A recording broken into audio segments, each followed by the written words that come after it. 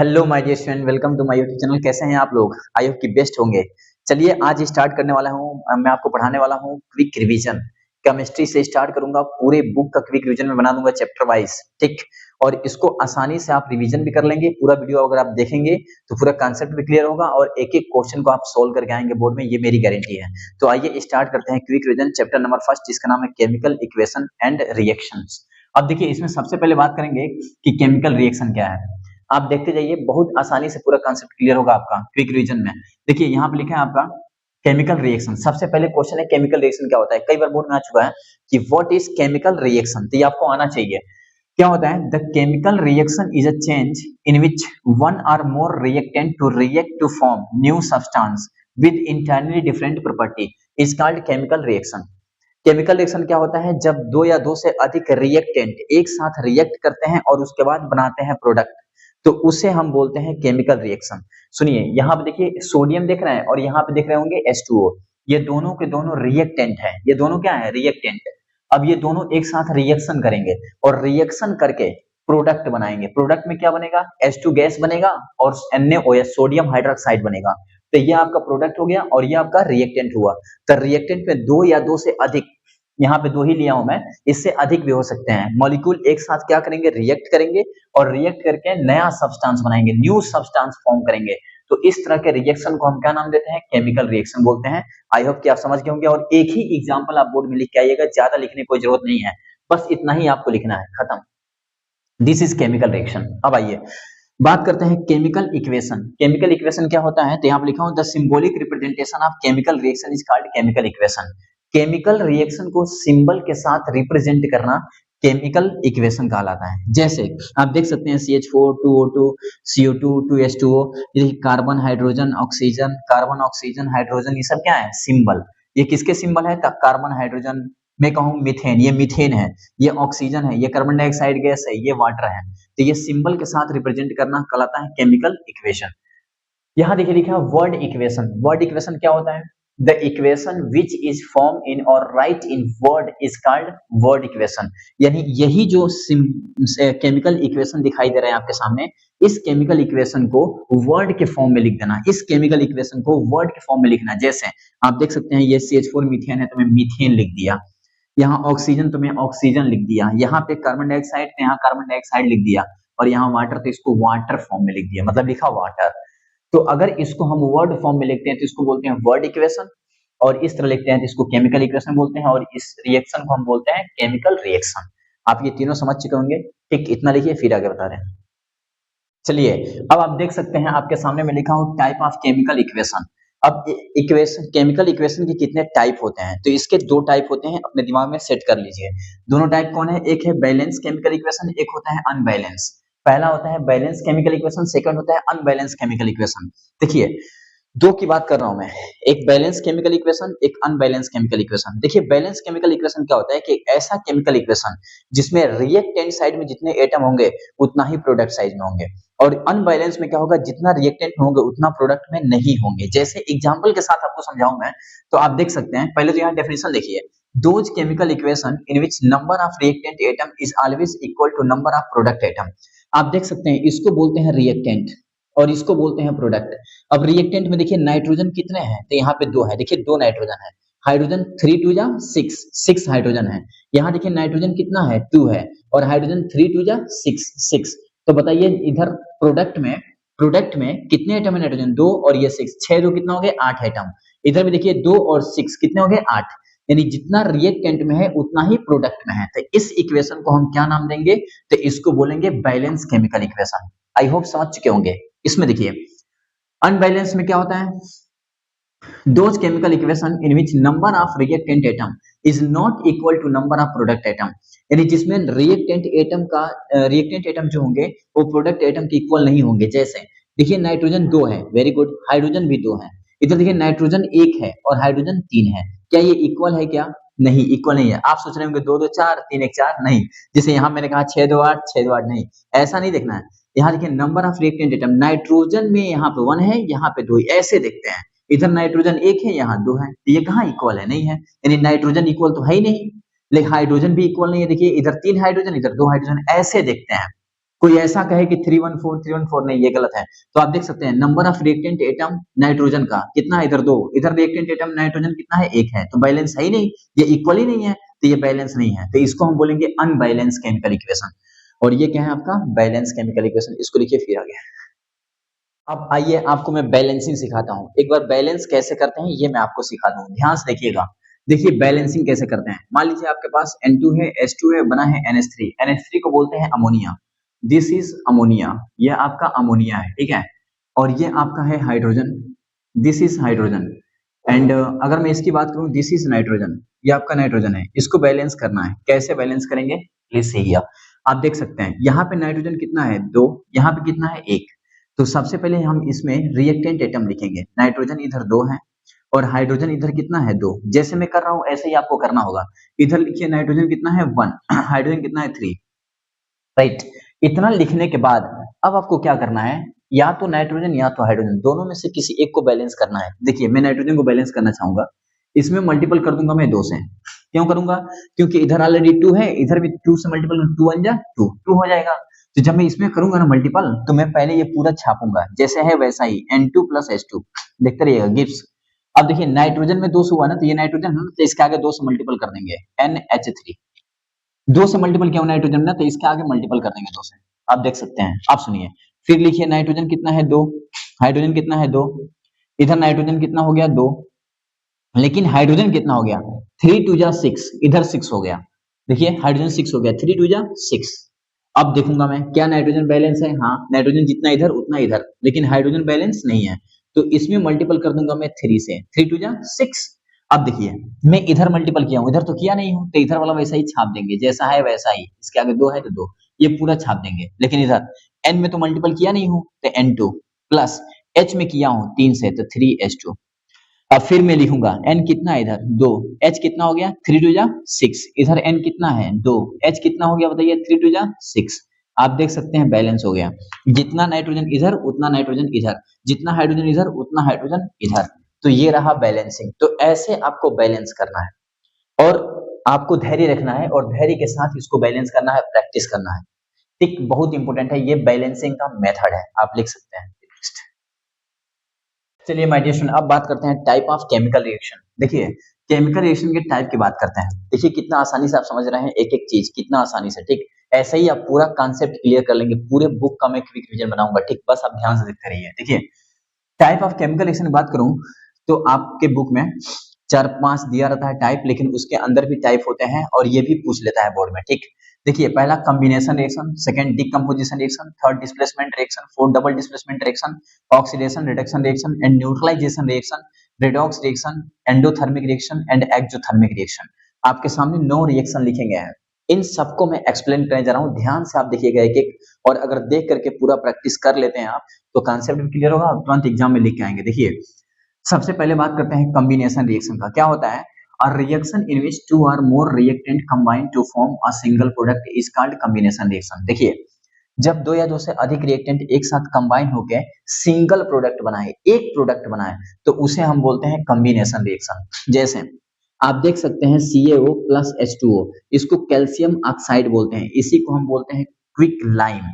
क्या बोलते हैं, क्विक लाइम, इसी को हम क्या नाम देते हैं, क्विक लाइम, और इसी को बोलते हैं कैल्शियम ऑक्साइड। ये आपको सब आना चाहिए, दिस इज कैल्शियम ऑक्साइड, ठीक। अब सुनिए जब इसकी रिएक्शन वाटर से साथ कराते हैं, वाटर के साथ, तो बनता है CaOH का ट्वाइस, जिसको बोलते हैं कैल्शियम हाइड्रोक्साइड। ये आपका है कैल्शियम हाइड्रोक्साइड। और आपको बता दूं मैं, ये जो कैल्शियम हाइड्रोक्साइड देख रहे हैं, इसी को बोलते हैं सिलेक्ट लाइम। क्या बोलते हैं, सिलेक्ट लाइम। ये कई बार इस नाम से पूछ लेता है बोर्ड में कि क्विक लाइम का फार्मूला क्या है, सिलेक्ट लाइम का फार्मूला क्या है, ये आपको आने चाहिए। अगर ये सब आपको आता है तो आप तुरंत ऑन द स्पॉट लिख पाएंगे। आप देख सकते हैं यहाँ पे 2 रिएक्टेंट लिया था और प्रोडक्ट एक बन रहा है, तो जब 2 रिएक्टेंट लूं, 3 रिएक्टेंट लूं, 4, चाहे जितना मैं रिएक्टेंट ले लूं, अगर प्रोडक्ट सिंगल बने, एक प्रोडक्ट बने, तो उस रिएक्शन को हम बोलते हैं कॉम्बिनेशन रिएक्शन। यानी एक ऐसा रिएक्शन जिसमें 2 या 2 से अधिक रिएक्टेंट में ले लूं, तो उसके द्वारा जो प्रोडक्ट बने ना, वो एक ही बने, उसे बोलते हैं कॉम्बिनेशन। अब सुनिए डीकंपोजिशन रिएक्शन क्या होता है। अब ये क्या होता है, तो a reaction in which a single reactant break down to form 2 or more product is known as decomposition reaction. आप देख सकते हैं, अभी मैंने आपको बताया कि दो या दो से अधिक रिएक्टेंट लेकर के एक प्रोडक्ट बनाना, सिंगल प्रोडक्ट बनाना, उसे बोलते हैं अपन कॉम्बिनेशन रिएक्शन। लेकिन एक प्रोडक्ट को तोड़ देना बहुत सारे एक रिएक्टेंट को तोड़ देना बहुत सारे प्रोडक्ट में, सॉरी, एक रिएक्टेंट को तोड़ देना बहुत सारे प्रोडक्ट में। जैसे रिएक्टेंट में एक ले रहा हूं और उससे प्रोडक्ट 3 बन गए, 2 बन गए, 4 बन गए। जैसे कैल्शियम कार्बोनेट, इसी को बोलते हैं अपन ये कैल्शियम, एक सेल बोलते हैं, ये है आपका कैल्शियम कार्बोनेट। आप देख सकते हैं कैल्शियम कार्बोनेट, इसी को कार्बोनेट, इसी को हम संगमरमर भी बोल देते हैं, इसी को हम एग सेल भी बोलते हैं। इसको जब हम हीट करते हैं कैल्शियम कार्बोनेट को, तो कैल्शियम ऑक्साइड और CO2 बनता है। तो आप देख सकते हैं एक सिंगल प्रोडक्ट रिएक्टेंट था, सिंगल रिएक्टेंट था, सिंगल रिएक्टेंट से 2 या 2 से अधिक अगर प्रोडक्ट बनने लगे तो उसको बोलते हैं डीकम्पोजिशन रिएक्शन, राइट। तो ये दोनों रिएक्शन और ये लिखिए, फिर इसके आगे बता रहा हूँ एक एक करके। चलिए अब बात करता हूं मैं डीकम्पोजिशन रिएक्शन के टाइप के बारे में। अभी मैंने आपको कॉम्बिनेशन डीकम्पोजिशन बता दिया, अब इसके टाइप देखिए। देखिए आपके सामने लिखा है डीकम्पोजिशन रिएक्शन के टाइप। पहला है थर्मल डीकम्पोजिशन, सेकंड है इलेक्ट्रोलिसिस और थर्ड है फोटोलिसिस। ये तीनों बहुत इंपॉर्टेंट है बोर्ड के लिए। आप नहीं मानते हैं तो PYQ निकाल करके देख लीजिए, आपको समझ में आ जाएगा कितना इंपॉर्टेंट है। तो देखिए सबसे पहले थर्मल डीकम्पोजिशन क्या होता है? Those reaction use the energy in the form of heat for decomposition of the reactant.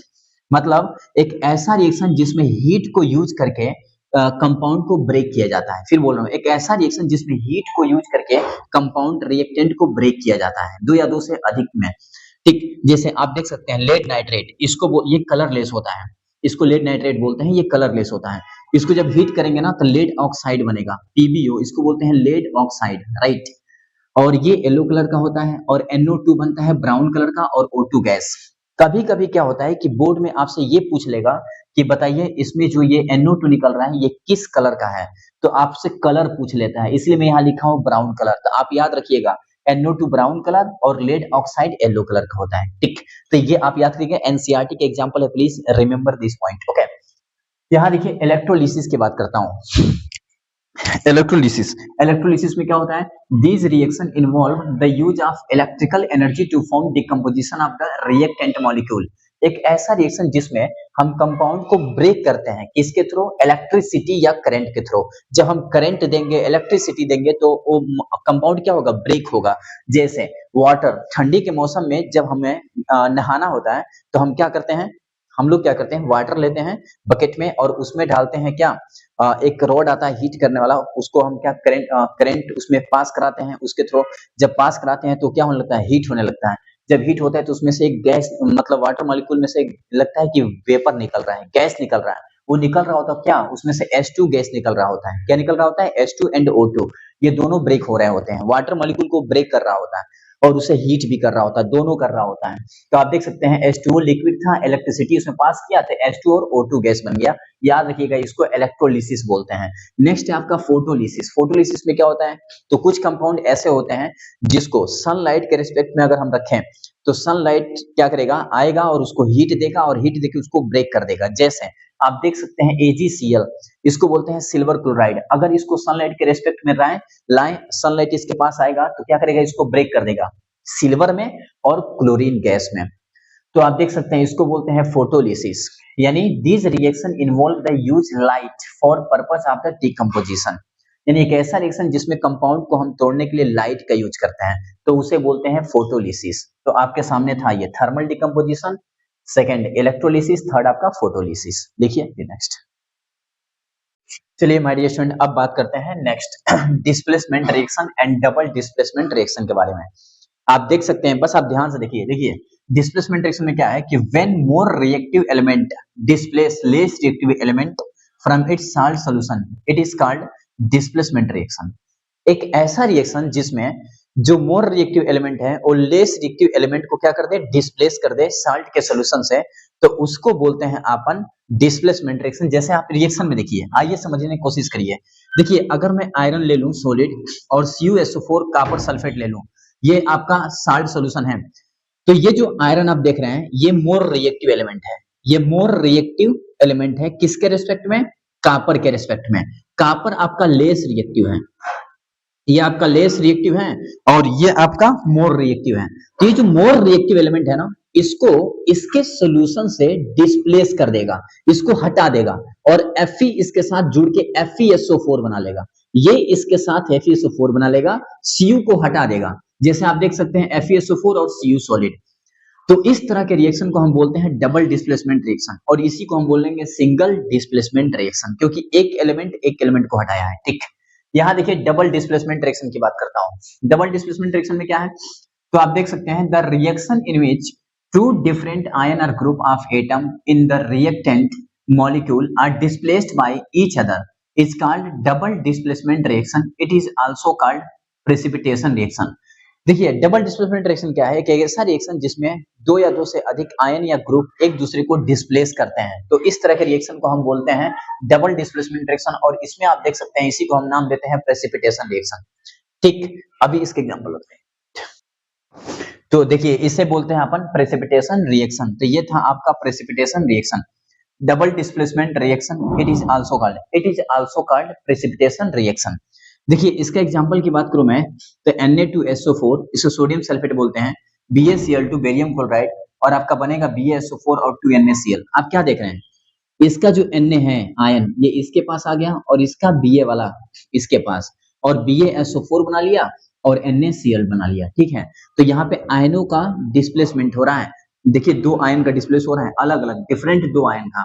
तो इस कंडीशन में इसको हम क्या नाम देते हैं, डबल डिस्प्लेसमेंट रिएक्शन। और ये व्हाइट पीपीटी बनाएगा।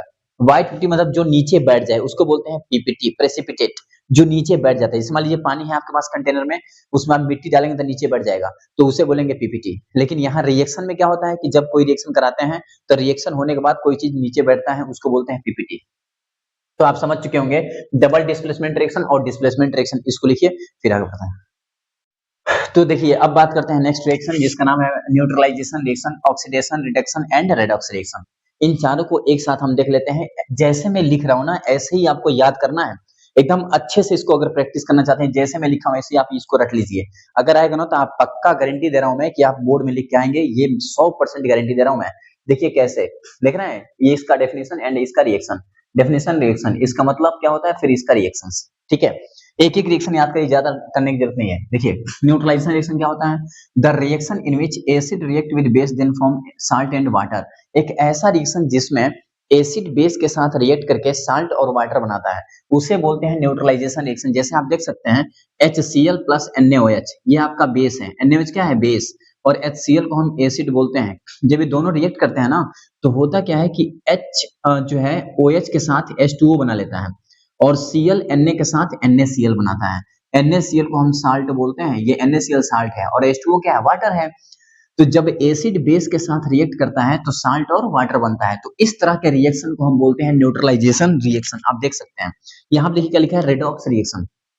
रेडॉक्स रिएक्शन क्या होता है, इसको बताने से पहले आपको बताऊंगा मैं ऑक्सीडेशन रिएक्शन। ऑक्सीडेशन क्या होता है कि ऐसा रिएक्शन जिसमें ऑक्सीजन क्या होता है, ऐड होता है। जैसे C+O2CO2, आप देख सकते हैं ऑक्सीजन इसमें ऐड हो गया तो ये CO2 बन गया, ये ऑक्सीडेशन हो गया। रिडक्शन क्या होता है, ऐसा रिएक्शन जिसमें से ऑक्सीजन रिमूव होता है, the reaction in which oxygen is remove. जैसे 2KClO3 है, इसमें KCl प्लस 3O2 बाहर निकल गया ऑक्सीजन। तो ये रिएक्शन आपको रटा होना चाहिए विद डेफिनेशन। इसको बोलते हैं पोटेशियम क्लोरेट, पोटेशियम क्लोरेट। ठीक है, तो 2KClO3 plus 2KCl plus 3O2। अब बात करते हैं रेडॉक्स रिएक्शन। क्या होता है, those reaction in which oxidation and reduction takes place simultaneously.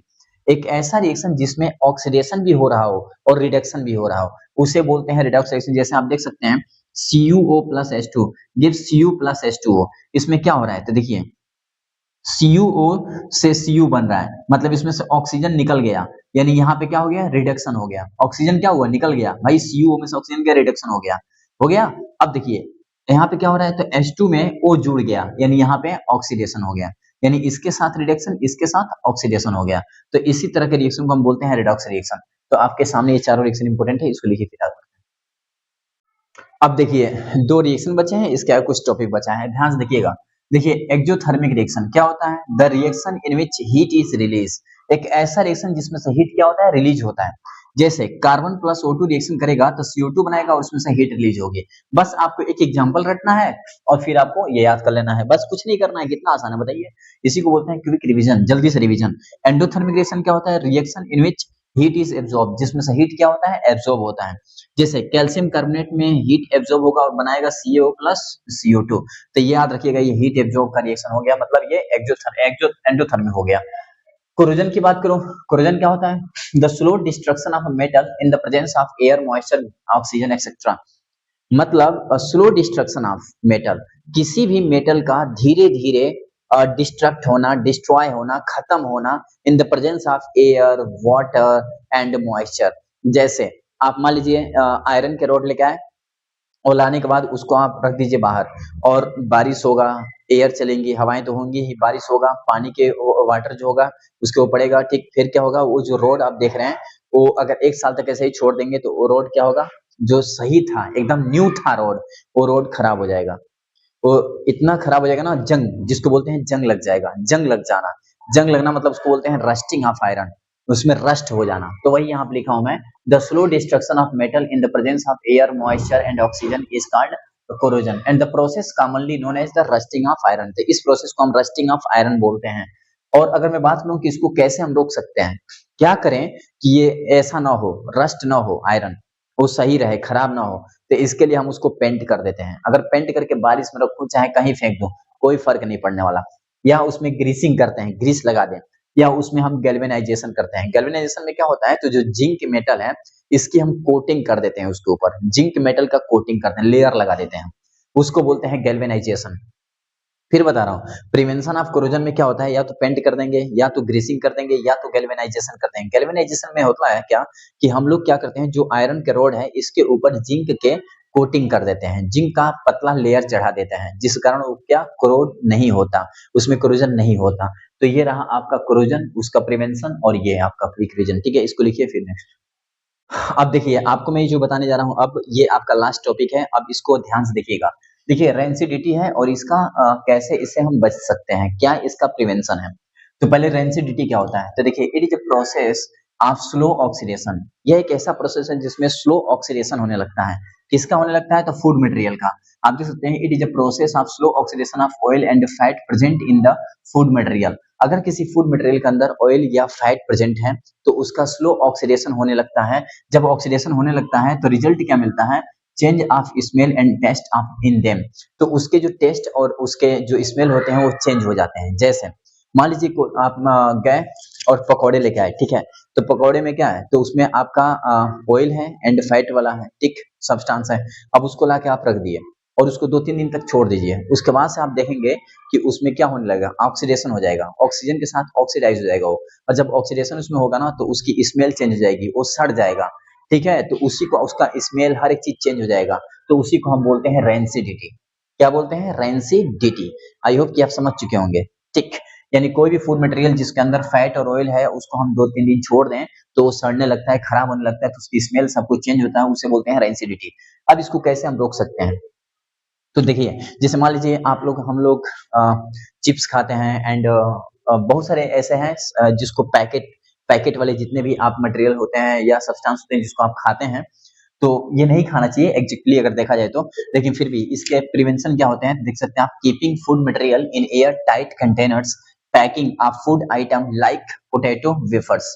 Potato wafer आप देखे होंगे चिप्स, पोटैटो वेफर, इनको पैकेट में रखा जाता है और उसके अंदर नाइट्रोजन गैस फिल कर दिया जाता है ताकि कोई रिएक्शन ना हो ऑक्सीजन के साथ, क्योंकि नाइट्रोजन गैस को इनर्ट गैस बोला जाता है और नाइट्रोजन गैस इनर्ट गैस की तरह बिहेव करता है। बहुत इंपॉर्टेंट है ये। तो आप देख सकते हैं यहाँ लिखा है N2 gas filled in packet, packet में N2 गैस फिल कर दिया जाता है जिससे आपका ऑक्सीडेशन नहीं होगा, फिर वो मटेरियल बचा रहेगा। फिर बाई एडिंग एंटीऑक्सीडेंट, और कई जगह हम एंटीऑक्सीडेंट फिल करते हैं जैसे BHA, जिसको ब्यूटिलेटेड हाइड्रोक्सी एनिसोल बोलते हैं, ठीक है। तो ये रहा आपका प्रिवेंशन और ये रहा आपका रेंसिडिटी। तो इस लेक्चर में आपको मैंने पूरा टॉपिक, जितने टॉपिक हैं केमिकल रिएक्शन इक्वेशन, पूरा टॉपिक में क्लियर पढ़ा दिया।